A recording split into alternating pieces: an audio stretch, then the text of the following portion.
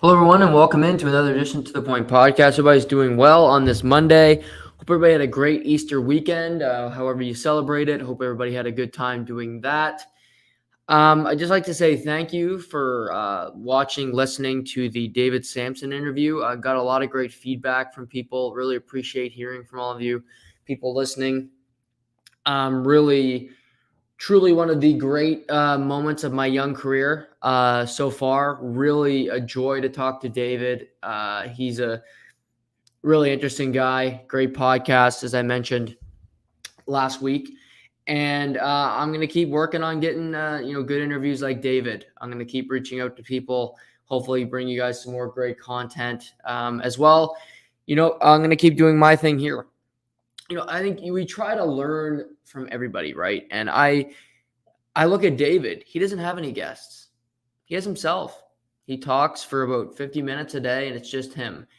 So, I think guests are important. He obviously has a much bigger platform than me. He's obviously a much bigger deal than me. Probably got better takes than me. But,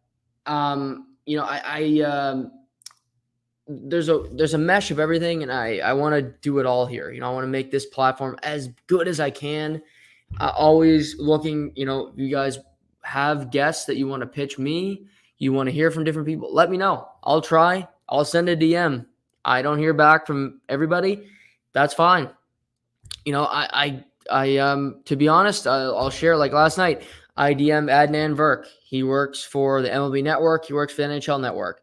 Really nice guys. Canadian, went to Ryerson. He got back to me. He said he's too busy with work and with his children. He's got 4 kids.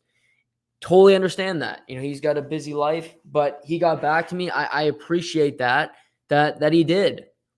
So I wanted to share that with all of you. And just interesting people like that I reach out to. I want to share that with you guys and kind of, share that. So, but I'm going to continue to do that and hopefully get some more interesting interviews here on To the Point. This weekend, a lot of interesting sports stories. A lot of the NBA playoffs that started. Lots to dive into there. Obviously, there's NHL stories where the NHL is less than 2 weeks away from the regular season finishing. The playoffs will start 2 weeks tonight. So we're very close from the playoffs starting. In the National Hockey League, baseball is in full bloom. And UFC rumor that I'm going to get into later in the show, which I think not only needs to happen, but it has to happen. And I think it's a fight that will define this generation. I was going to go there later. I'm on it now. Let's start there. So this morning, I'm reading through before I go to work. I read through different sports stories, taking as much info as I can as I write notes to prepare for the show at 5 p.m. And I see that there's a UFC story. I'm like, well, okay. I watched the UFC Fight Night card this weekend. It's pretty good. Bilal Muhammad defeats Vincent Luque. Their second meeting. Good win for remember the name. Something, okay, well, maybe it's about, Bilal wanting to fight Colby Covington.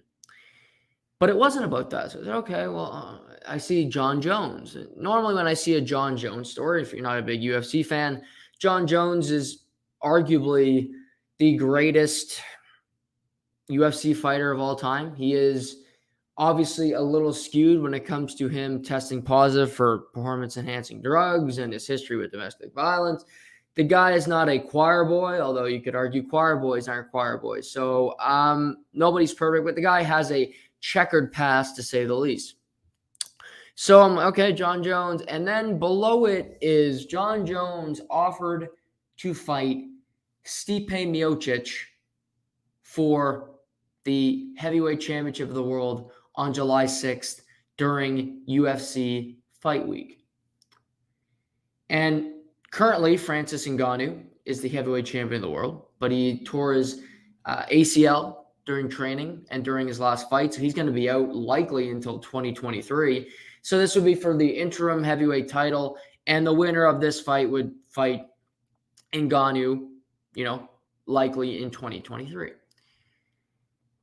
But the reason this really got my attention, and the reason I think this is a huge story, is because Stipe Miocic and Francis Ngannou Stipe Miocic and John Jones are the two greatest fighters in the history of the UFC. John Jones, again, he's got a checkered past, but he's beaten the greatest. He's beaten Gustafsson. He's beaten Daniel Cormier. Stipe Miocic has beaten Cormier. He's beaten Ngannou. They've both run through the gauntlet.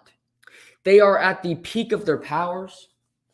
Jones hasn't fought in a very long time. Miocic is coming off a loss to Ngannou. But nevertheless, both are still very good fighters. And, boxing, MMA, these combat sports are often not top of mind. They're not what you think of, whether it's football, basketball, hockey, whatever your number one is. Those combat sports come to the side. They're secondary. You come to them when you're interested.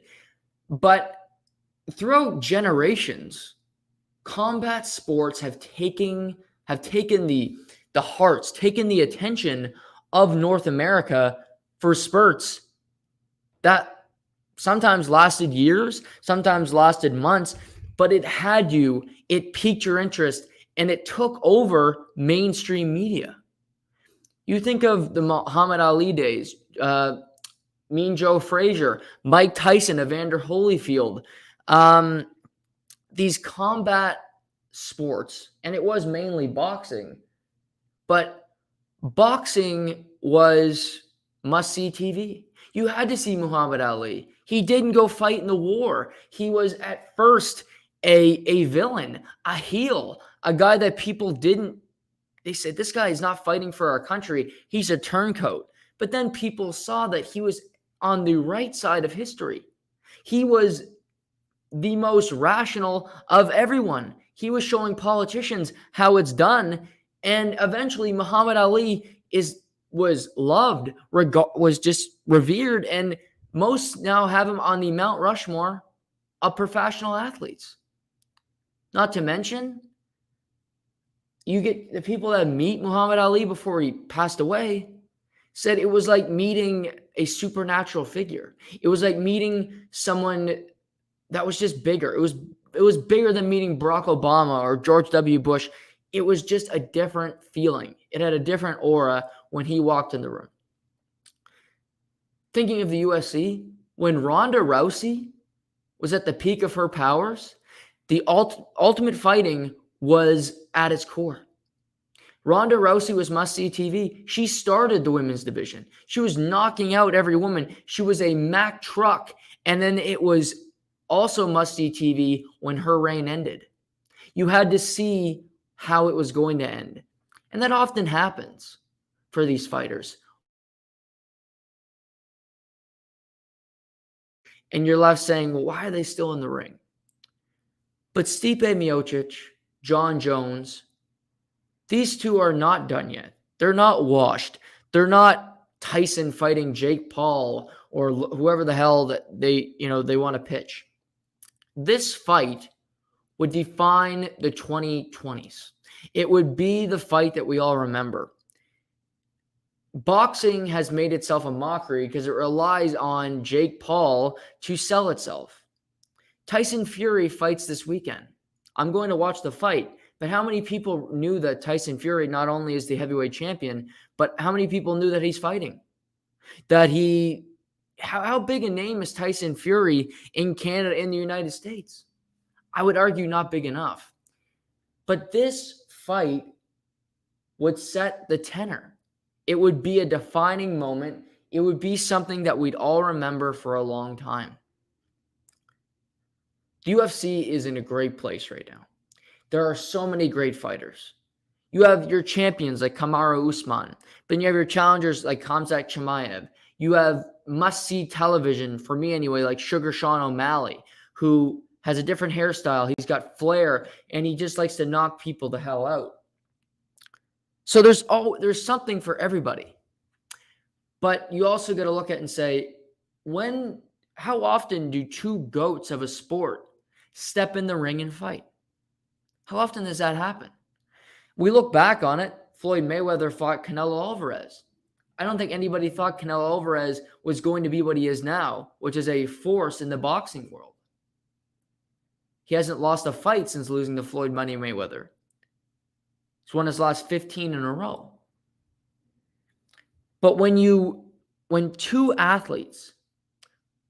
combat athletes have set the precedent, have set the stage, have set the table, if you will, for this is our careers. This is what we've accomplished.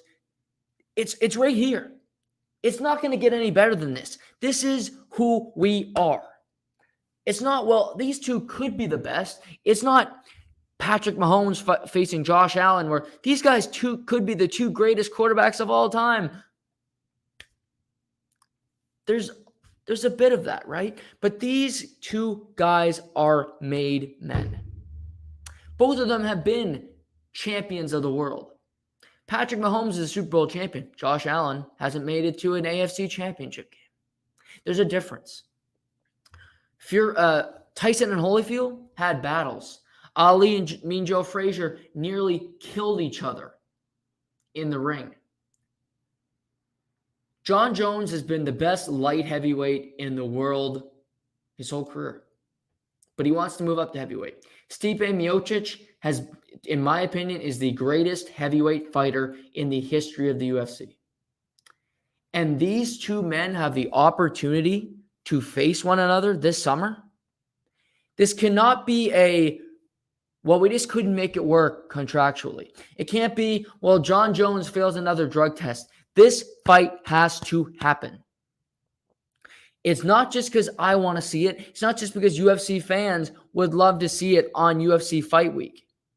It's because it's different.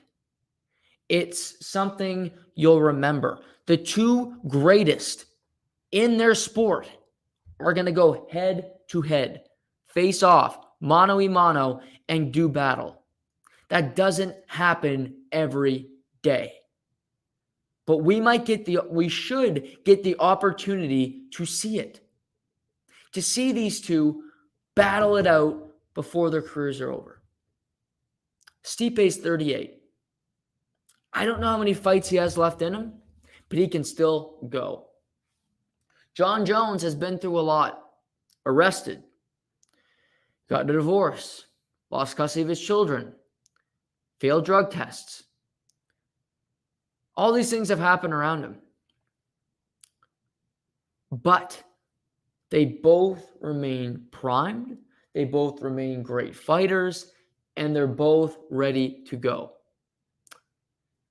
UFC, boxing, like I said off the top, will never be hockey. It'll never be football. Although I could argue the UFC continues to grow. But there are nights, there are moments where you say, I have to watch this. I need to see these two. I'm going to stay up to that 1:30 when the fight starts for a 5-round fight and just watch it because I have to. I have to see these two go and see what comes of it. People aren't going to watch UFC every weekend. It's on too late. I understand. You got lives. But there's exceptions where you say, I'm staying up for this. I'm going to pay the pay-per-view cost to watch these two guys. This needs to be booked. It needs to be promoted. It needs a runway. Because is the UFC 274 going to be real? Is the card great? Yeah. Can't wait. Chandler Ferguson. Gaethje and Oliveira. Esparza, Namajunas 2. Great card. Good.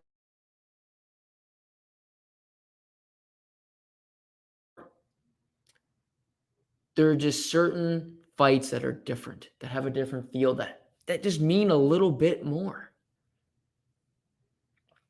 Different sports need a facelift. They lift it and say, these are the two greatest ever sport, and they're in the ring together. Did we ever see the two greatest hockey players play against each other?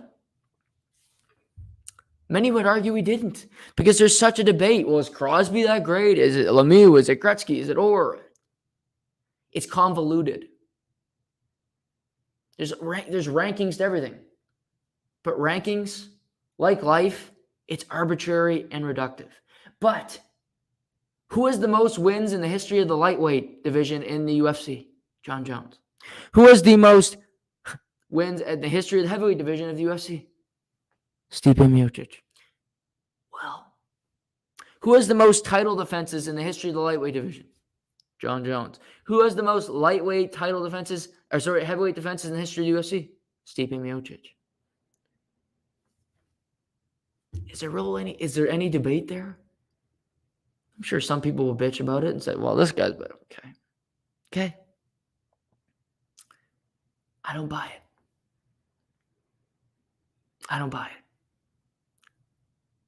You're going to be able to see two Mount Rushmore guys fight. Needs to happen. Needs to happen this summer. It's a must. It's a must-have. It's a must-watch. UFC, get it done. I was going to start with NBA, but that UFC story, I've been excited about it all day. Had to get that out of me. So NBA playoffs this weekend, some really great basketball, some blowout games, but that's going to happen. But lots to get into. The game of the weekend was the Boston Celtics Brooklyn Nets game yesterday. Great game. And I have a lot of different takeaways from that game. Obviously, it was a 115-114 win for the Boston Celtics at the buzzer on a layup by Jason Tatum. But most times, the result is the biggest conclusion. It's the biggest headline. It's the takeaway. But to me, the biggest takeaway is, and this is small potatoes. This is normally not where I go. But the biggest takeaway is that the Boston Celtics have a 1-0 series lead. And the reason I say that is because the Boston Celtics nearly lost a game yesterday where Kevin Durant played like crap. They nearly gave the Nets a victory where the best player on the Brooklyn Nets, some would argue the best player in the world, played subpar. Did not have his best performance, not even his third, fourth best performance. He didn't play well yesterday. He was careless with the basketball, had 6 turnovers, shot 9 for 24. But they only lost by 1 point. Now, his teammates stepped up. Kyrie Irving had a phenomenal game. But the fact that it was that close, where the best player in the Brooklyn Nets was pretty terrible, would concern me a little bit. Because I don't think, and I'd be willing to bet, because I've been on a bit of a heater betting lately. Get into that later. Won another bet yesterday. But I'd be willing to bet that that Kevin Durant does not have as bad a game the rest of this series as he did yesterday. He will play better in the remaining games of this series. He'll play better in all of them than he did yesterday because he played terrible. But you also, I think something that happens is, well, this guy played like crap. We got to bury him. And we don't give enough credit to teams that play well defensively. Like when the Leafs lose, well, Marner stinks and he can't score a goal and Matthews sucks in the playoffs last year. Well, maybe Philip Deneau is just a really good defensive center. He is. Maybe that line just played extremely well with Josh Anderson and they defended really well. Both two things can be true. That happened. I look at yesterday. The most important, Tatum played great. Didn't play great in the first half. But the most important player, the player of the game yesterday for me for the Boston Celtics was Marcus Smart. He played his tail off. He was guarding Durant a lot. He's undersized, but something you got to give credit to Marcus Smart about is just his effort. Defensively, he bodies you. He gets in your face. He makes every shot attempt more difficult. But you look around, Grant Williams, Tatum, They made Durant's life hard. He had 3 turnovers in the first quarter. He was careless with the basketball. He couldn't get in a rhythm. He had 23 points, but on 24 shots, that's terrible for Durant. That's LeBron type numbers. That's what LeBron usually takes that many shots to get to that level of points. This wasn't a typical KD day. But you have to give credit to the Celtics. And Smart, to me, was their engine yesterday. Because Tatum came out flat. I thought the first half, he was really a no-show. Like Durant, quite frankly. Both guys were pretty lackadaisical. But Smart, Jaylen Brown, Tatum, something these 3 guys are willing to do that the Brooklyn Nets, I've never seen them do consistently, is defend. Irving doesn't defend. He's undersized, and he just doesn't. It'd be too difficult. You have to sit out the whole year because he didn't get vaccinated. So I won't defend. That makes a lot of sense coming from him. Drummond defends, but it's not a tough assignment. He's playing against Daniel Tice, who's basically a taller version of me, and Grant Williams, who got in foul trouble early in the ballgame. But the stars of the Celtics are like the Bucks, the Milwaukee Bucks, where I think Giannis is the best player in the world. But Tatum is extremely good as well. And these 2 teams could meet in the second round like I predicted they would. Well, I look at it and I say, well, Giannis and Tatum, you could say they balance out. I think Giannis is a better player, but they're both extremely good. So then Middleton is Jaylen Brown, where Jaylen Brown and Middleton are both very good players, but they're not consistently great. Middleton had a terrible day shooting the basketball yesterday. Hurt his team, made the game much closer because he couldn't buy a bucket. Brown can do the same, where he can have great games or he plays terrible. And early, if he makes his first 4 shots, he's going to be engaged. But yesterday, I don't think he played terrible. He played hard on the defensive end, and he made life tougher for the stars of the Nets. So that was a win. So those 2 are aligned. And I look at Drew Holiday and I look at Marcus Smart similarly. They both play extremely tough defensively. They both are great at getting steals. Marcus Smart was nominated for Defensive Player of the Year. I think he should win it. But Drew Holiday, if he played more games, he would be nominated for the award too. Because, quite frankly, he's more shifty. He's more crafty than Marcus Smart. Marcus Smart is just in your face. He's going to come at you like a raging bull. He's got a lot of Pat Beverly in him. He'll engage. Dylan Brooks of the Memphis Grizzlies is a lot like Marcus Smart, where they're just chippy, they get in your face, they're physical. And Smart and Drew Holiday are basically they're guys that are going to take layups when they got them, and they're going to shoot open threes. That's their game. So I think the Celtics and the Bucks are similar, and I've never really thought about this till this weekend, but I watched both games. They're one after the other. And I'm like, well, there's a lot of similarities here. It'd be interesting to see the 2 teams play. We saw the Bucks play the Nets last year. Great series. But I'd be interested in seeing these 2 teams as well and just how they match up defensively and how close of a series it would be. Because Lopez is a much different player than Time Lord for the Celtics, barring health that he can come back. And then Wesley Matthews is kind of a wild card because the Celtics are always throwing different guys in the starting lineup.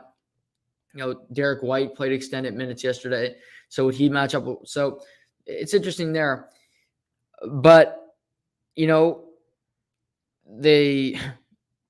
out-rebounded the Nets. No surprise there, 43-29. 56 points to 32 in the paint. That is a crazy stat to me. And something I looked at this game for the Nets, Andre Drummond's not playing enough. I like Nicholas Claxton. He's extremely athletic. He's much more athletic than Andre Drummond. But Andre Drummond guarding Tice is a much better matchup than Claxton because Claxton's a better offensive player. He's got a wider range of a shot, But if I'm looking at Brooklyn, they don't need more scoring. They can bring Dragic off the bench, Patty Mills off the bench, and they got Tatum.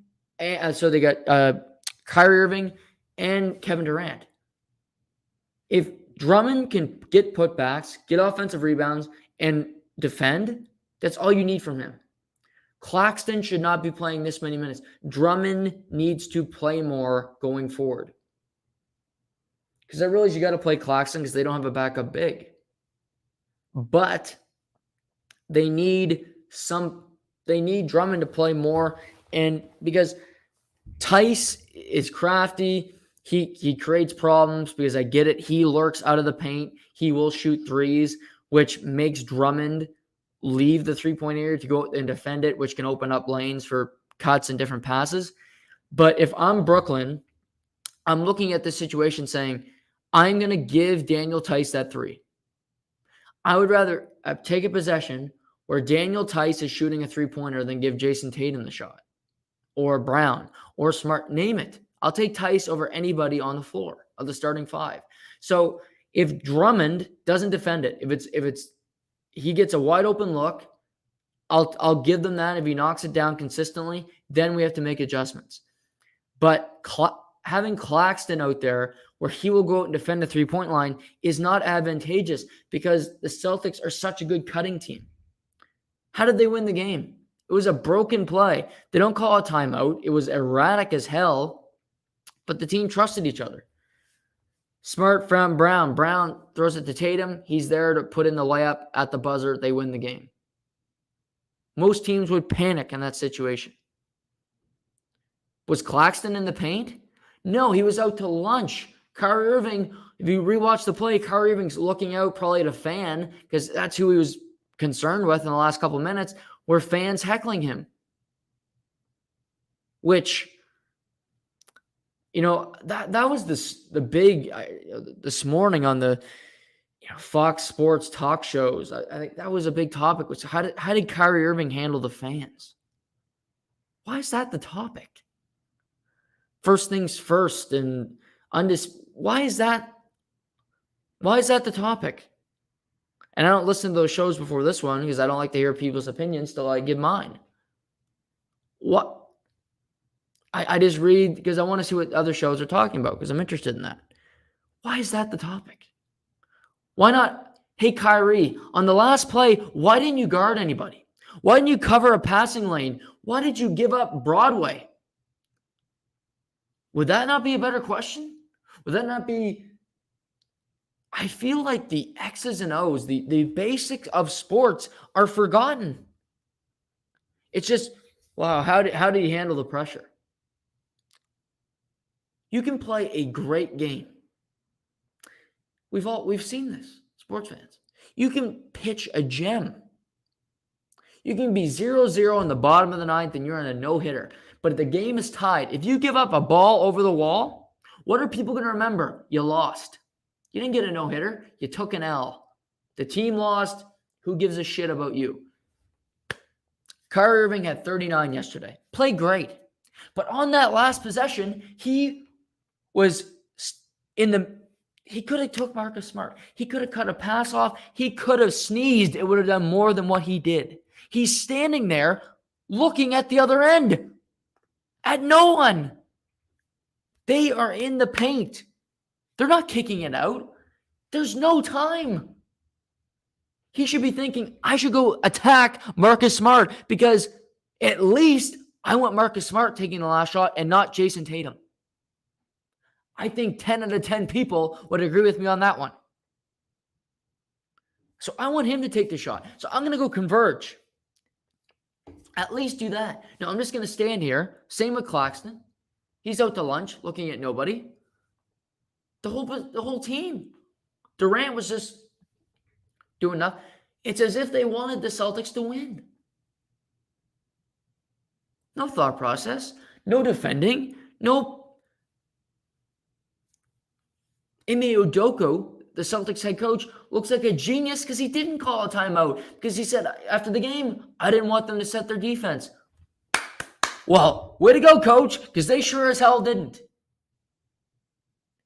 But It's baffling to me that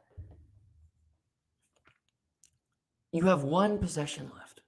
You did your job. You got a bucket to go ahead. You have one job. Stop the other team. And 3 players on the Nets couldn't have give less of a fuck about stopping them. They're just drifting into space, looking. Does that guy have a Twinkie up there? I wonder if that girl's going home with that guy from the bar. I mean, yeah, they could probably do something about it. And us idiots that were playing beer league and doing other stuff, they weren't coming home with us. We're probably thinking it. But we had a better idea of thinking about it, because who gives a shit about beer league? You win and lose. Who cares? These guys are playing for a fucking title. Jeepers creepers. To quote Sir Nick Faldo. Anyway, great game, but I don't understand how basics, in communications, it's about knowing your audience, understanding your audience, knowing what they want. Well, I think in sports, it's about understanding the moment, understanding the time frame, understanding the position that you're in. There's 10 seconds left. Actually, when Marcus Smart had it entering the key, there was like 4 seconds left. There's not many options he has with the ball. And the fact that they made 2 passes in a 5-second span to go ahead is mind-boggling. That they did it, and they did it so effectively. It would make me lose my mind that it happened. But Steve Nash, get back to the drawing board, my friend. But Kyrie Irving, by all means, worry about the Celtics crowd. You handled it so well. Stephen A. Smith was defending you this morning. Good for you. Did you win game 1? Oh, no, you didn't. Right, you lost. And again, the Celtics shouldn't feel that great about this win, because they should have won by more than 1 point in a game where Kevin Durant, in my opinion, played the worst game of the series. The rest of this series, he'll play better than in every game that he did in game 1. I could be wrong, and I'll come on this podcast and say that I'm wrong. I don't think I will be. I really don't. Because I don't see a guy that is that good play that awful again. Maybe he will. I don't buy it. Also in the NBA, the Toronto Raptors got absolutely trounced by the Philadelphia 76ers on Saturday afternoon. And to make matters worse, Scotty Barnes got injured. He's out tonight. Thaddeus Young is doubtful alongside Gary Trent Jr. III. So the Raptors are beat up. They got embarrassed in game 1. And a couple things from this game. I didn't watch the fourth quarter because it wasn't worth my time, but I did watch the first 3. The 76ers looked rejuvenated. They looked like they had something to prove. James Harden played his best game that I've seen him play in a number of weeks. He had no problem getting by his defender. He got to the paint. He made people... I thought the Raptors converged on him way too often. And Tyrese Maxey went crazy. This loss was not because the Raptors had the calls against them. They lost by... If they played the starters whole game, they would have lost by 30 to 40 points. It wasn't close. That wasn't the reason. To me, James Harden was elite in this game. Maxey had the game of his life. He'll come back down to earth tonight in game 2. But at the same time, they don't have Scotty Barnes. He's a starter. That's a new starter in the rotation. Gary Trent Jr. is unlikely to play. He's a starter. So that would be 2 regular starters not in the lineup tonight for the Toronto Raptors. I thought I predicted them to win the series. I thought they had a good chance. I will say I thought the Nets. I thought they had a great game. I was really impressed by what they did. I thought they had a game that is something that they can build on. It doesn't mean it's going to be set in stone. It was game 1 of a best of 7. But I also think for the 76ers, it's bigger than that. It's game 1 of what they hope to be a deep playoff run. I had a conversation with my uncle about this weekend. 76ers should beat the Raptors. They should. It should be a position where they trounce them. It's not that close. And I if there's a team that's going to crumble when they're up in the series, the Raptors are dealing with injuries and they fall flat, it's going to be the Philadelphia 76ers. Because that's their DNA. Some teams have championship DNA. 76ers have the opposite of that. We'll see what I'm truly interested to see what they bring tonight. Because you have all these injuries. You're at home. It's a short rest game. You should win. What do you bring tonight, though? 8:30 tonight, game 2 in Philadelphia. Also tonight, you got Jazz Mavericks, game 2, Nuggets Warriors. Nuggets Warriors was a more interesting game. The Mavericks battled hard against the Jazz the entire game, but they just didn't have enough. I mean, Luka Doncic did not play. He will not play tonight. If it's not a must-win tonight, it's damn close. Because you're going to go down 2-0 going back to Utah, a tough building to play in, especially in the playoffs. I don't like their chances. Because I think Dallas played as well as they could have Saturday afternoon without Doncic. They defended. Jalen Brunson had the game of his life. Dinwiddie had a great first half. He cooled off. That's a rotation player, though. He's not going to be great for the full game. That rarely ever happens. The Jordan Poole is a rarity for the Golden State Warriors. But he's great the whole game. Your role players have a good game, then they have a bad game. So you look tonight, and you're like, well, is Kleba going to be as good as he was in game 1? Is Bertans? Are these guys going to be as good? So the Mavericks are in trouble because, like I said, you go down 2-0. I don't like your chances. You're going back to Utah. Thankfully, they got 2 days of rest after tonight. So they won't play until Thursday in Utah, which is a blessing for them. So they play Thursday, Saturday. That's like a lot of these teams. Celtics, Nets, very spread out series. They got game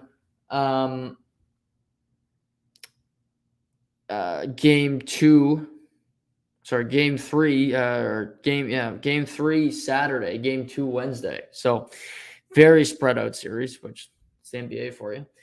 But I don't like Dallas. I like Dallas's team. I think they're better than Utah when Doncic is playing. But if he's not healthy, they're not beating Utah. So we'll see what happens there. I'm going to get to Minnesota and Memphis in a second because that was personally my favorite game of the weekend. But Nuggets Warriors. Steph Curry came off the bench, which was strange to see. I'm not really sure why he came off the bench. The amount of minutes he played, the kind of game it was, he didn't have to, but he did. He didn't play great. I believe he went 3 for 10. He looked awkward shooting the basketball. He ended up playing 22 minutes. He had 16 points. So he didn't need to be great in this game because the Warriors got a lead early. Nikola Jokic didn't play great, was inefficient. got taken advantage of on the defensive end, where they put Wiggins on him on switches. They had Poole on him, Klay Thompson. It was just a bad Bielitsa even had his way with Jokic, so he needs to figure that out as they head into Game 2 tonight in the Bay Area. But this Golden State team can go on a run because they have the pieces to do it. Draymond is still there. He only had 12 points the other night, but he had a Draymond stat line. He had 12 points, 6 rebounds, 9 assists, 3 blocks. That's Draymond for you. Tough, really good defense. He's the best passer on the team. Still, he does it. Wiggins had 16. Still a terrible foul shooter, which continues to baffle me, but he does his thing. Jordan Poole, who is a stud, he won't be on Golden State next year because he's not going to be able to afford him because he's going to get likely a max contract from another team. He had 30 points in 30 minutes. He's incredibly efficient. He's like a splash brother with the way he plays, comes off screens. I love him. I think the guy is incredibly dynamic, and he's already a star really in the league. He's going to be a bigger star. Klay Thompson had 19, but he almost had all of those in the first half. He's shooting the 3 ball better. He looks more confident coming off screens. Defensively, he still lacks it when it comes to foot speed.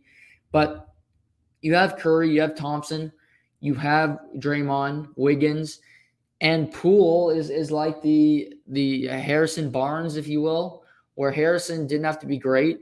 He's not going to be great every night, but he had those nights where he came out to play. Iguodala still on the team. He played 13 minutes. He can play defense. He played center at times for the Warriors, which I thought he would. That's what he's going to have to play because they have Kevon Looney, but he's not a center. He's a power forward by nature, but that's just the way their team's built. Iguodala played 13 minutes, but you look, Bielitsa played some Otto Porter Jr. He had the most minutes. They have a rotating center where it's just different guys coming at Jokic, and they kind of settle for the fact that if they can at least make his life difficult, that's going to be the way it goes. But Denver, I think, needs the game. They need to find something tonight because they didn't have it the other night. They're never truly in the game where, Jeff Green didn't play well. Aaron Gordon brought nothing. 8 points, 5 rebounds. He needs to show up, quite frankly. But Will Barton was there. It's just they need to hope. Austin Rivers is not going to provide any points, but he plays tough defense. Boogie Cousins could play more. He only played 10 minutes the other night. He could play more, in my opinion. Maybe put the 2 bigs on the floor at once because Golden State is so small. That's something you can take advantage of where you have, who are they going to put out there to defend these guys? They don't have anybody. So those are the games tonight. You got Raps, Sixers, Jazz, Mavericks, Nuggets, Warriors. Like I said, the game of the weekend for me was the Timberwolves and the Memphis Grizzlies. And I told Seamus last week, we were talking about, the playoffs, the series. If we could only watch one, I think I picked this series, Memphis, Minnesota. And the Celtics Nets are right up. That was a great game too. But the reason I picked Memphis, Minnesota for a couple of reasons. I thought this series had the ability to be extremely chippy, which it already is, because you have a couple guys that are just irritants. They're just guys that play with the game on the edge when it comes to NBA standards. That would be Patrick Beverley and Dylan Brooks. So these 2 guys are already going at it. It's getting physical. You got 2 of the brightest young stars in the NBA in Anthony Edwards, who went number 1 overall, and John Morant, who went 2nd overall in the Zion Williamson draft. But I thought it was spectacular the other day. A spectacular game where Anthony Edwards dropped 34. But what I love about Anthony Edwards is his intelligence. He shot 5 threes. He made 3 of them. But he didn't shoot 8 threes. He's 20 years old. He's extremely young, but he already has that basketball brain to know when to shoot threes. He doesn't jack it up just for the sake of it. He feels confident. He takes the shot. But if he misses a couple, what he does, if he misses a shot from three, it's not, well, I got to make my next three. I got to force it. He is the king of the mid-range. He'll pull up from 22 feet, stroke the deuce. He'll go to the paint, hammer dunks. But the guy is just, he's smart. He's got some LeBron James in him. He's much smaller than LeBron. And I think, you didn't get to see a lot of Anthony Edwards because he played college ball at Georgia. And playing college basketball at Georgia is like playing football at Utah State. Nobody cares because the program stinks. Georgia in basketball, just for reference, won 3 games last season in the SEC. So, but Anthony Edwards went there, had a great showing, went first overall, and you go to Minnesota and the team was stinking forever, so he kind of passes through. He had a Cade Cunningham type season in Detroit where you kind of forget that the kid was drafted first overall. But now Minnesota, you got Karl Anthony Towns, you got Anthony Edwards, you got Patrick Beverley off the scrap heap basically. D'Angelo Russell, another guy who went second overall in the draft, another high draft pick.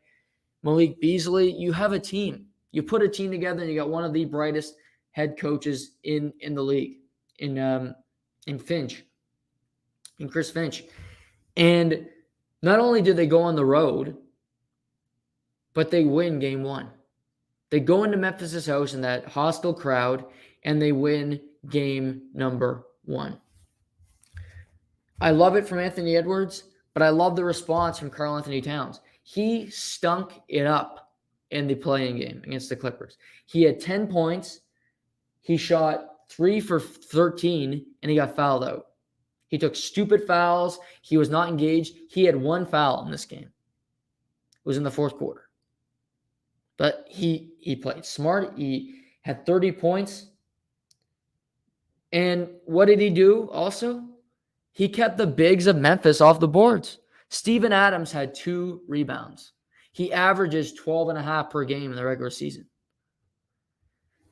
I believe that Memphis is so long. They have so many guys that can shoot the 3 effectively or can at least stretch out that it made it extremely difficult for Memphis to play Steven Adams because he's a typical center where he's used to being close to the basket. He's not used to going out there and guarding these guys. Well, you looked at the game. Steven Adams played 24 minutes. That's not very many minutes. Brandon Clark, the backup center, played 27. It was a game where Ja had 32. I thought he played very well. 8 assists, couple steals. Jaren Jackson Jr. got into foul trouble, but he played his tail off. He had 7 blocks in 24 minutes. He's one of the best defenders in the NBA. He had more blocks than the entire Minnesota team did. But you look at Minnesota. Edwards had 36. Sorry, I thought he had 34. He had 36. Towns had 29 and 13. Russell had 10 points. Did have 9 assists. Didn't play great. Beverly got into foul trouble, but he had 10 points, 6 assists. Malik Beasley, he was the great player. He had 23. McDaniels had 15 off the bench. For Memphis, Brooks had 24. He played well and draw, but Adams had none. Jackson got into foul trouble. And other than Brandon Clark, it got quiet. Now, this series is still the most compelling to me. But I still think Memphis will win the series. I'm not pushing the panic button yet. But I thought this would be an interesting series. I thought this would go 6 or 7. And I don't think it's crazy to say that Minnesota can win it. Minnesota and New Orleans are teams that scrapped and got their way into the playoffs. They deserve credit for that. I looked at New Orleans last night. Did they play great against Phoenix? No, but they battled, and at least they made the playoffs. My guy Jonas Valanciunas, he had 25 rebounds last night. Played extremely hard. But they're a team that has less talent, and they made the playoffs, and the Clippers didn't, who have Paul George and Kawhi Leonard. So I give them credit for at least getting there without Zion playing a game this year. Minnesota has produced talent. You get a first-round pick. You had Cat before. You add good bench people. You see what you can do. I give them so much credit for the way they played. And not only that, but they just don't quit. They keep coming at you. They keep coming at you. And Minnesota is a team where you got Anthony Edwards. I think you only get better. You have Cat. You have these guys. They are another big star away from being a team that could compete for a championship. Because where's the West going? Is Phoenix going to be a good team next year? I think they will be. But Chris Paul will be another year older. Let's say they go on a deep run. They win the NBA championship. That's a lot of basketball the last 2 years. You still expect them to be good. Memphis will continue to be good. They're young. But maybe they hit a wall. Who knows? But they'll be there. But Jaw's fantastic. You look at it that way. The Lakers are a mess. Who knows where they go? The Clippers, up in the air. Dallas, you like, but again, it's been Doncic forever, but with no real supporting cast. Utah might blow up. Portland, what if Damian Lillard ended up in Minnesota? Damian Lillard's played in a small market his entire career. Why wouldn't he accept another small market team in Minnesota? Especially if they could win. Would it be a sellout if he went to Minnesota? Would that be known as joining a super team? He wouldn't be joining a team that has won a championship. He'd be joining a team that's on the rise, that maybe had a good run this year, pulled off an upset in the first round, and then they're like, well, hey, we got our feet wet. We want to really wet our beak now. We want to win the title. If he joined this team with Edwards and D'Angelo Russell they'd have to move some pieces. But what if he joined this mix? Would they not be the favorites in the West? To me, they would be. Minnesota's a team to keep your eye on, because I realize we're in the playoffs right now, and of course we're going to talk about the games, which I love to do. I love to watch them. But it's also, what could a team like this do to push it over the top? Does Mr. Steroids himself, A-Rod, who's now going to the games. You never saw him at a game all year, but now he's going to them because it's the playoffs. The majority owner of the team, is he going to spend some money to get a small market team to be competitive to push for a title? Well, we know he wasn't afraid to spend money on Needles to make sure he played better to get that title in 2009 in New York. So maybe he'll do it for Minnesota. Maybe he'll push that checkbook, that Shark Tank money. He'll push it in, and the Timberwolves get a guy like a Damian Lillard. There's probably other guys that I'm missing, but he's just a guy that comes to mind. He's been in Portland forever. They've gotten to a conference final. That's as far as they've gotten. I look at this team and say, wow, if he was on it, they'd be dangerous. They'd be dangerous because they got the king of the mid-range, Anthony Edwards. They got good shooting. They got a great big in Cat. But you have a point guard that can shoot from the logo, that can shoot threes, that's just a pure shooter. Look out. Would Portland want to trade him in conference? I don't know. Probably not. But if they're going to stink the next 5 years anyway, who cares? You're not competing for a title. You're competing for the lottery. It's easier to compete for the lottery in the West, and if you make one of your competitors better, doesn't hurt you either. So that just comes. I love this team. I think they're really, really close. LeBron got people to come to Cleveland. And I'm not saying Anthony Edwards is LeBron, but I'd want to play with him because the kid's a stud. Cat is just he's a good guy. He has a story where he lost his mother to COVID. He had to go through that. Early on in the pandemic, his mother passed away and his grandmother from COVID-19. He battled through that, came back out the other side, and is better for it, and has stuck with this team. A small market team like Minnesota, I think, can have that level of success. Doesn't have to be in Miami. Doesn't have to be at Lakers. The Lakers got Anthony Davis. In my mind, the NBA is at a level now where the Minnesota Timberwolves, a small market, can get Damian Lillard. Because sometimes it's just the ego of the player where he's not going to Minnesota. KG went to Boston, but Minnesota was a disaster. They didn't have the talent that they have now.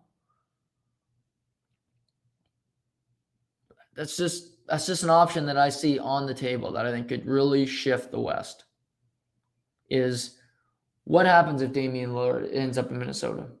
I wouldn't rule it out. I think it might happen. Wait and see. Wait and see on that one. But great NBA weekend. All in all, I thought it was fantastic. Some really good basketball. You got 3 games tonight, so some great stuff there. I mentioned betting earlier in the show. I don't love to bet. I'm cheap.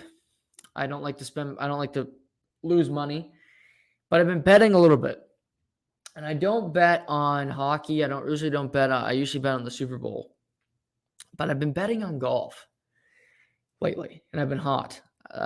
Masters, I bet that Rory McIlroy, I bet this the Sunday morning, that he started, I think, the day T12, and he was struggling, no chance of winning. I bet that he would break into the top 5, and I put $100 on it. And ended up winning the bet. So he ended up finishing second. I got a good little payday. That worked.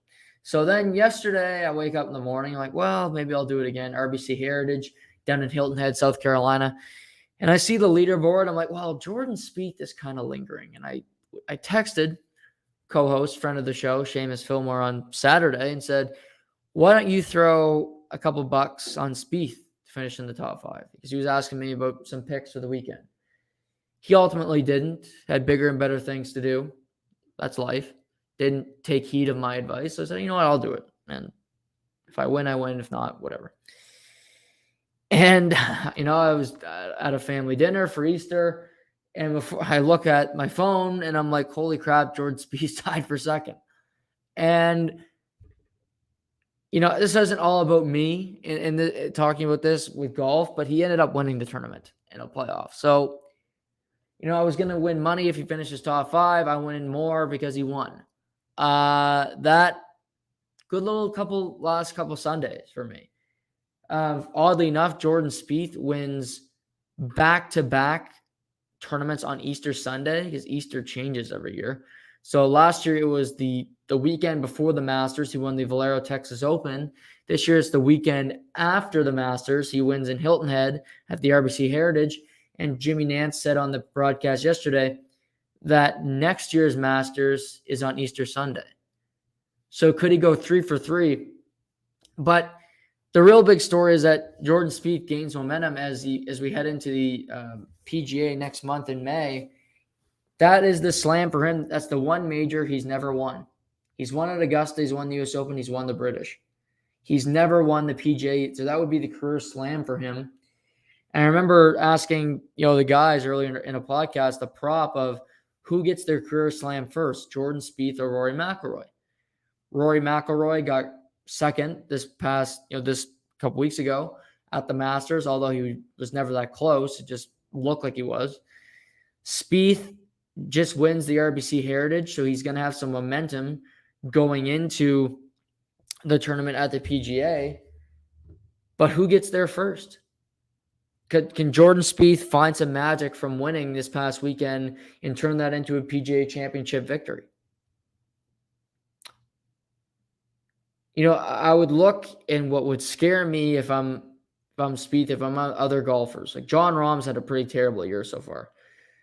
Dustin Johnson hasn't been playing well. Rory's been okay. But it's been Scottie Scheffler and Cam Smith's year. They both didn't. Cam Smith did play, but Scottie Scheffler did not play this week in Hilton Head. What would scare me is that there's been a guy who's got really, really bad outfits, who likes to rock Hugo Boss in the world of golf, and he finished second yesterday. And that would be Patrick Cantlay. He hasn't been playing great. Was the PGA Tour Player of the Year last year. He's never won a major. The fact that he finished second yesterday, that he found some success, battled through, had to pass Shane Lowry, had to pass Seb Straka, had to get through all these guys to at least get to a playoff. And yes, on the first playoff hole, he chili dips one into the front bunker and it was a disaster for him. But the fact that he's finding some momentum, that he was involved, that he was competitive in this tournament would scare me. Because Scottie Scheffler won his first major. 4 wins on the season. We know the story. Number 1 player in the world. Jon Rahm won his first major last year at the U.S. Open. You see these golfers, these guys are going to win one eventually. They're too good not to. I think Patrick Cantlay is in that group. I think if I was betting, I would, if you can find a book like FanDuel that to put money on the last 3 majors of the year for Patrick Cantlay to win his first one by the end of 2022, I would probably do it because I just think he's too good of a golfer not to win a major. I think Cantlay will win his first major before Jon Rahm wins his second. Both guys are great, but that's just the way I don't think Cantlay is. I think Rahm is a superior golfer, but not by much. I think they're very close. And as much as Scheffler's on fire, I don't expect it to continue. Cam Smith is right there. You could look at Sam Burns. There's Jordan Spieth with the win yesterday jumped to 11th in the FedEx Cup rankings. So there's lots of competition at the top of the golf game. Shane Lowry played extremely well at Augusta. He finished in the top 5 at Augusta. Then he finishes top 5 at the RBC Heritage. He's having a great season. Like he's in the top 20 of the FedEx Cup rankings. He's right there. He's won a major before. So there is, you look this past weekend, Cam Davis finished tied for 3rd. Kuchar, Shane Lowry, JT Boston, Seb Straka, Harold Varner, and Cam Young all tied for 3rd. But I mentioned Berger was there. Morikawa, could he catch fire? Justin Thomas, again, just kind of a quiet tournament. Has a great last day where he shoots 4 under, but it was meaningless. It was, empty calories. But coming up, we got the Zurich Classic in New Orleans. Then we have the Mexico Open, the Wells Fargo in Maryland. And then it's the PGA Champion, the Byron Nelson in Texas. And then the PGA Championship, May 19th. So a month tomorrow in Southern Hills in Tulsa, Oklahoma. So still some tournaments, still some stuff to digest, but those are just a couple little gambling angles I would look at. Because I think Cantlay, if I could find a futures, Cantlay last 3 majors of 2022, I think he will win one. We'll wait and see on that one. I think he's too good not to. He's got one of the worst setups. I mean, I thought Hugo Boss made nice clothing because it's so damn expensive. You look online, his shirts are the worst. Those pants are ugly as sin. Goldman Sachs. What are you spending your money on? Advertising? You must have to for people to wear that ugly shit. But he's a great putter. If he can contain his driver, tee to green, he's as good as anybody. Not a bad wedge either. Sand saves. So Jordan Spieth wins this round. That'll be a story heading into at Southern Hills is how can Spieth finish the career Grands? That's always going to be a story for Spieth at the PGA, for Rory at Augusta. It's an easy storyline. Spieth will have some momentum because he wins this weekend. I think he'll play again before. There's a couple of tournaments coming up where the Zurich, the Mexico Open, most guys like to play the Byron Nelson before the PGA. But Cantlay is just that's an angle I would look at moving forward. Before we move on to NHL, because there's some storylines I want to talk about there. Today is the 9-year anniversary of the Boston Marathon bombing. And I couldn't believe it when I heard it that it was 9 years. So we've been a lot of fallout from that, different safety measures. That bombing, whenever there's a tragedy, there's always, you got to hope that there's a silver lining. You got to hope that there's something positive that comes from it. And I would say something that came from something like 9/11 and something that came from the Boston Marathon is security, is safety, is just having a better setup, better risk aversion for your clientele. And the Boston Marathon is a big event every year. It's always the Monday after Easter. There's always a baseball game. It's always an 11 o'clock first pitch, which is, it's I think it's smart. You get the baseball game in Boston. You get the Boston Marathon. It's a great event. I think it's great for the city. Boston strong, everything they've done.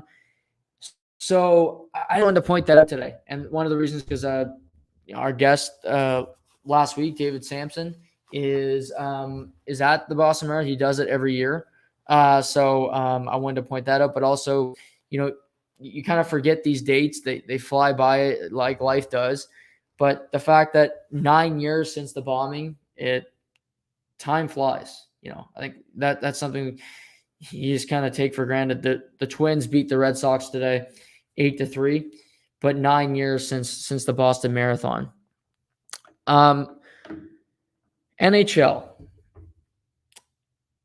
I watched every second of the Minnesota-St. Louis game on Saturday. And if you know me, that should come as no surprise, because that was a great hockey game. I can't wait for that series. I mean, St. Louis has had Minnesota's upper hand all year. They always seem to find a way to win that game in overtime, despite Minnesota coming all the way back from a 5-2 deficit. But I look at the game, and there's guys in each team that you look at, like, these guys are game breakers. Kaprizov is such a skilled player, and Zuccarello, and Kevin Fiala is on fire. He gets a big night last night for Minnesota. And there's Tarasenko and Robert Thomas who are on fire. I think Tarasenko's got points in 10 straight. Thomas has got points in 14 straight. So they're on fire. And you look around, and O'Reilly had a good night last night as the Blues just tore apart the Nashville Predators, who were in deep trouble all of a sudden. But to me, the biggest takeaway, what I looked at, and I look at the game and I see, goaltending, I can poke holes in both. Husso didn't play well. Talbot didn't.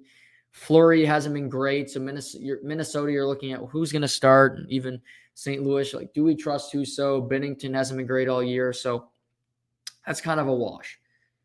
Up front, Tarasenko, Thomas, you got Barbashev, who's having a career year. It just seems both teams, guys are just having career years across the board. Buchnevich, career year. Barbashev, career year. Robert Thomas, career year. Tarasenko might tie his career high in goals following shoulder surgery. Minnesota, Foligno, career year. Kaprizov, career year. Ryan Hartman, career year. Kevin Fiala. So you could go through basically their entire team. Guys are just having fantastic seasons. But to me, what I looked at, and I've watched every game they played this year, I'm starting to lean more in the St. Louis side of things to win the series. That's not my prediction yet. I'll have to wait until we get there. They're going to play each other, though, so it's kind of anticlimactic. But I still might rewatch some of the games and get into it, because I just love seeing these two teams play. But why I like St. Louis a little bit more right now to win that series is because of their defense core. I look at Minnesota, and there's just something about their defense that worries me. Now, they're missing a few guys right now. They're waiting for guys to get back healthy, and I get that. But if Jordy, Ben, and Kulikov and guys like that are asked to play big minutes, I don't believe that they're going to win the series. Jordy Ben has been pushed aside in Dallas, Montreal, Vancouver. He should not be asked to play for a team that has Stanley Cup aspirations. No offense. But he's not that type of player anymore. And I love the rest of their team. Do they take too many penalties? Yes. But I think the whistles go away in the playoffs more than they do in the regular season. So I think it helps both of these teams because both these teams are chippy. But what I love about both these teams is work ethic. Dakota Joshua had a great game for St. Louis on Saturday. Nathan Walker, since getting called up, he's bounced around. He's been on waivers multiple times, gone through the Washington organization. He's been put through the ringer. He continues to fight.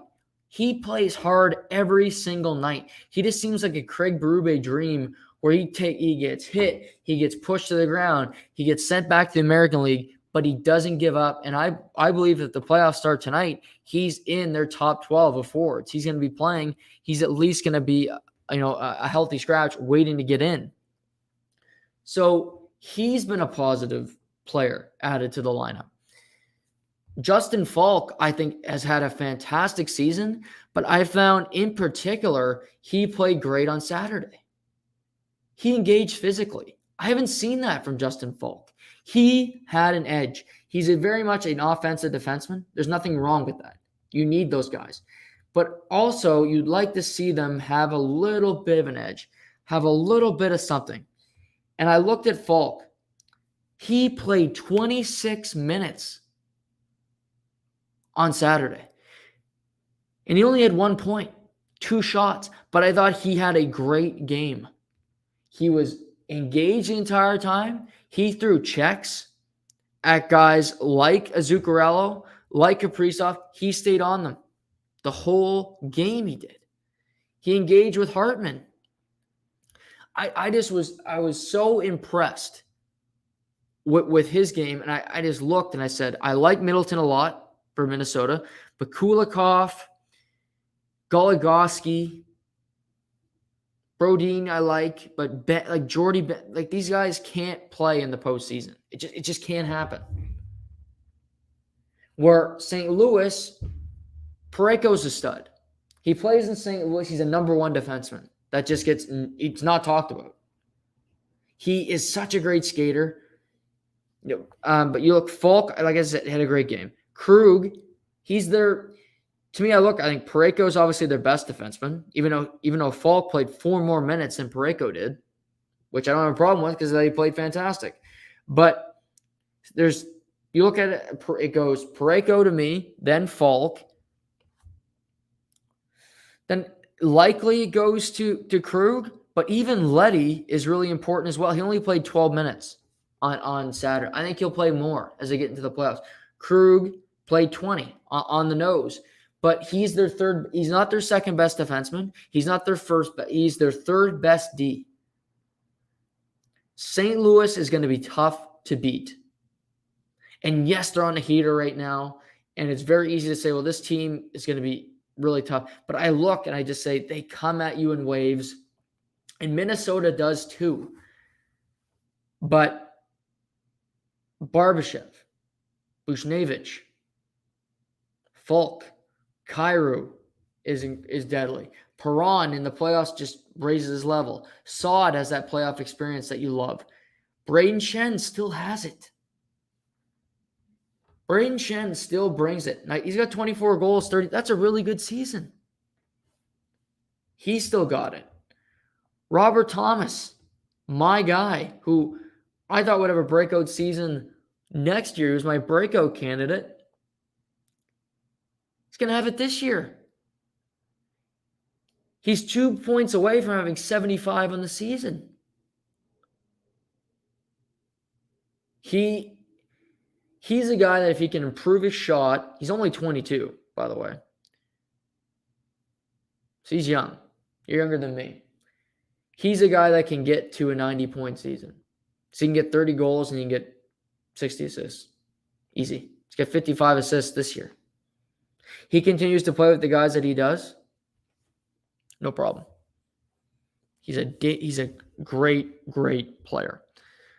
I'm not ready to make my predictions on who's going to win that series yet, but I'm leaning right now St. Louis. That can change. I like Minnesota. There's going to be some great first round series. And what the first round is going to leave people saying is, we hate the format. Get us back to 1 versus 8. Because let's do that experiment right now in both conferences. Because why not? We got time. I'm here. You're listening. Let's do it. So right now, if the season ended today, start with the West. The Colorado Avalanche would play the Nashville Predators in the first round of the playoffs. So it would be Colorado versus Nashville. Okay. That might be how it turns out. So that might be the same. Calgary versus Dallas. That would stay the same. It would be St. Louis versus Los Angeles. That's not how it would shake up because that's not a division matchup. It would be Minnesota against Edmonton. I'm pretty sure St. Louis and Minnesota would take that. They'd rather play either of those teams before they play each other in the first round. That's just a guess. In the East, Florida, Washington, that's the same. Carolina versus Boston, that's the same. Toronto would play the Pittsburgh Penguins. I think Toronto would rather play Pittsburgh than play Tampa. And it would be New York against the Tampa Bay Lightning. So there's different, the bottom end, the wild card series would be the one, they'd be the same. But it's the middle series that change. It'd be different matches because the division, you're trying to build rivalries. I don't believe they've successfully done that. Because, yes, the Tampa-Florida series was a lot of fun last year. But why couldn't that have been a second round series? It could have been. Tampa could have beat Carolina, whomever. The team that you don't really care for and see these teams later on, except now Florida's out in the first round. Incredible series, but they're gone too early. So, but it's not changing this year. That's not an excuse for any team. Tampa's going to have to play Toronto. Toronto's going to have to play Tampa. It's going to be a tough matchup. Speaking of Toronto, they're on a heater. Mitch Marner's got 34 goals. He's having the bounce back season, if you will, after his playoff failures last year. 94 points. He looks incredible. Dialed in. And something I appreciate about the Toronto Maple Leafs lately is their compete. They're getting depth scoring. Engvall, Mikheyev, these guys are playing hard. Clifford even. I think they're rotating guys in and out right now. Clifford, if the playoffs started tonight, Clifford would be playing. Wayne Simmons wouldn't be. That's just for me. Clifford is a better skater than Simmons is at this point, and I just think he brings more to the table. But they're getting depth scoring. They're getting that type of play, and you're seeing competitive hockey night in, night out. And that I appreciate from the Toronto Maple Leafs. Is before, yes, they were skilled. They could put up goals, but you're seeing guys go into corners. They're fighting for pucks. They're defending. You have to, and this weekend, they play against Ottawa. They don't play a great game. They're not playing a great team, but they don't have a great game to begin with, but they got out a win. That's the main point here. They play 82 of them. Not everyone's going to be a Picasso, but they find a way to get the 2 points. Again, in a back-to-back last night against the Islanders, you find a way to get the 2 points. At this point, it's less about style points. It's more about the 2 points. Getting the 2 points. Because as we currently stand, I believe they have a 6-point buffer for home ice in the first round. That's extremely important. Extremely important. Especially for a team like Toronto, you want to have as many advantages as you can over, as of right now, they would play Tampa. That's why I believe they're going to play. Because I don't think Boston's going to catch Tampa for a second. I believe Boston will likely get Carolina. Potentially the Rangers, if the Rangers can catch a heater down the stretch here, which I wouldn't rule out because who knows? Frederik Andersen got injured the other night. He is having an MRI, so it could be the Antti Raanta show as we head down the stretch. So who knows where that goes? But I give credit where credit's due. Toronto could have whined this whole year. They could have complained about how the fans and people just complain about them. But they've done the opposite. They've taken it on the chin.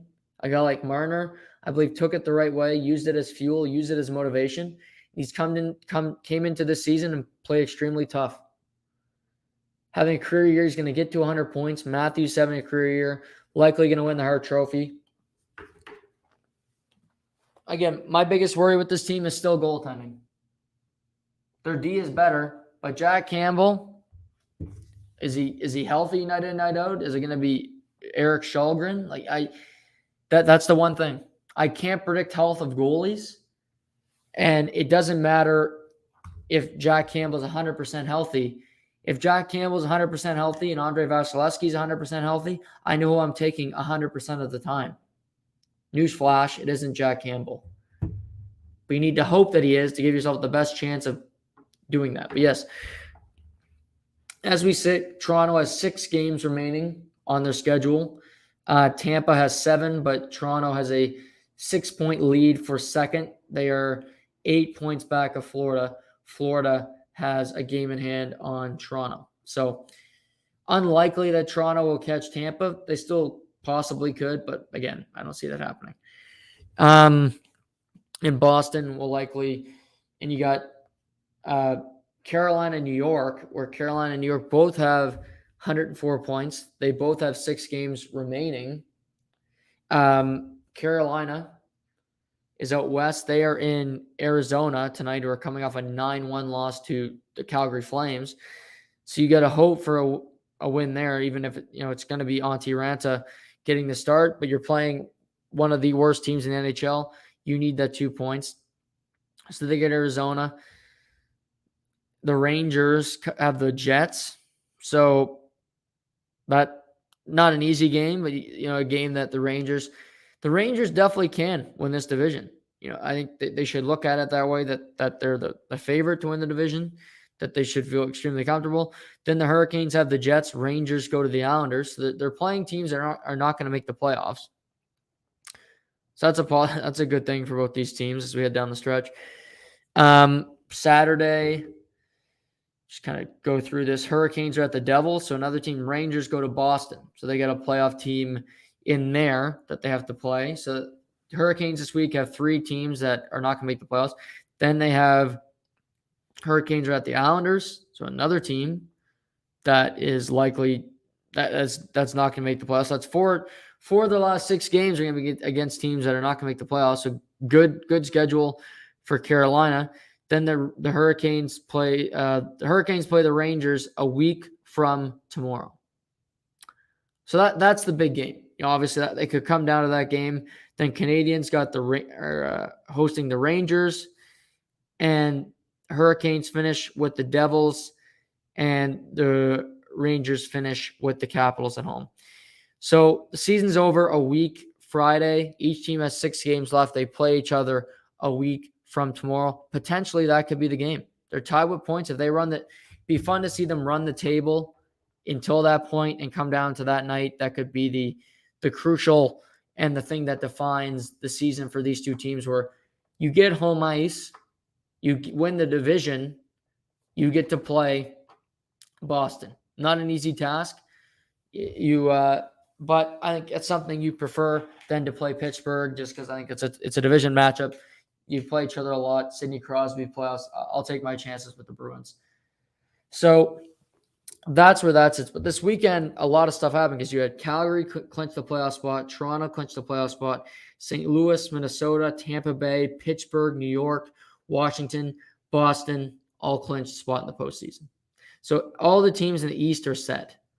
Still waiting on Nashville, Dallas. Vegas is still in the mix, but they're hanging on for dear life. They got the Devils tonight. So that's another one to watch, where they lose to Edmonton over the weekend. They lost twice last week, were big games. They are 3 points back of LA for third in the Pacific, and they are 4 points back of Nashville for the final wildcard spot, and they got 6 games left. LA has 5. So they do have that upper hand over Los Angeles, but they got to win these games. You got the Devils tonight. You got to win. LA Just go through that exercise. LA coming up, they have the Ducks. So that's a favorable. They got the Ducks. The last 5 games, they got the Ducks twice. LA, and they got 3 non-playoff teams in the last 5. The Golden Knights have only 2 non-playoff teams. So tougher schedule for Vegas, but what a disaster of a season that will be if they don't make the playoffs. But tonight, lots of sports tonight. Obviously, you got just looking at the games this evening. Chicago, Calgary. I mean, Calgary's just playing basically to clinch top spot in the Pacific. They won 9-1 on Saturday, which was a crazy outcome where Tkachuk, Lindholm, and Gaudreau all had 4 points. That line. Capitals are at Colorado tonight. Hurricanes, Coyotes. Stars, Canucks, big game. Noble Horvat for the Canucks as they try to sneak into the playoffs as they continue to battle. So you got those games. You got 3 NBA playoff games, as I mentioned, and you got a lot of baseball tonight. A couple of rainouts. You got the Guardians games rained out tonight. The Mets game is rained out tonight as they're supposed to play the Giants. You got Braves, Dodgers, Angels, Astros. Before we wrap today, this is just, it's early season, but I don't think this team's going to get any better, so I think it's worth mentioning. The Texas Rangers are 2-7 to start their season. The Texas Rangers spent $375 million in the offseason on 2 players, Marcus Semien and Corey Seager. And is it all on 2 players while you're losing? No, you didn't get any pitching, so you got to blame yourself on that. But you kind of look around and like, okay, we're going to spend this money. Let's at least have a strong start to the season. Let's at least have a home opener where we don't get shelled, where we don't get embarrassed. We don't lose to the Angels 8-3, who look like a disaster coming into this series, but now they found it. But how about as we currently sit? Marcus Semien goes 0 for 5 yesterday. He's batting .128 in 9 games. He's got 2 RBIs. Who could have predicted this, that he'd fall off and not have as good of a season? I mean, could have just asked me, but MVP type season. Let's give this guy a bucket load of money. Why not? That's the oldest trick in the book, contract year. What, it's just Corey Seager, not much better. A little better, but not much. These guys it's scary. The type of money, but you have this start. This is how it's going. So you have the Texas Rangers, they spent a bunch of money. At least the Reds, who shed payroll, they think they're 2-8, but they're supposed to be terrible. Just ask Phil Castellini. We talked about him last week. What he pulled, calling out his fan base. Where are they going to go? Well, yeah, they're not going to go far because the team stinks. But in Texas, they spent over $300 million, over $350, and they are 2-7. I didn't think that. You listen to my baseball preview. I told you they wouldn't be good. But what you can at least hope, and David mentioned this last week, is if you're a bad team, at least have a good start so it keeps people in the ballpark. You lose to the Angels 7-2 and 8-3 in back-to-back days. Yeah. Corey Seager. It's batting .294. That's not bad, but he got hurt. Go figure. He didn't play yesterday. He's always hurt. Well, you knew that when you signed him, didn't you, Texas? Oh, you're desperate, right? You had to do something because it was Texas baseball has been a disaster forever, kind of like Texas football. A lot of stuff in Texas. It's been pretty bad lately, but that's going to be it for today. Seamus is going to be back on the show tomorrow. We'll talk about a lot of different stuff, some basketball, dissect the games tonight. We'll talk about what's coming forward in the NHL and a lot of fun stuff like that. So Hope you guys enjoyed the show today. Like, subscribe, review on Apple Podcasts. Always appreciate the feedback. And have a great night. Take care as always. Have fun. This has been To The Point.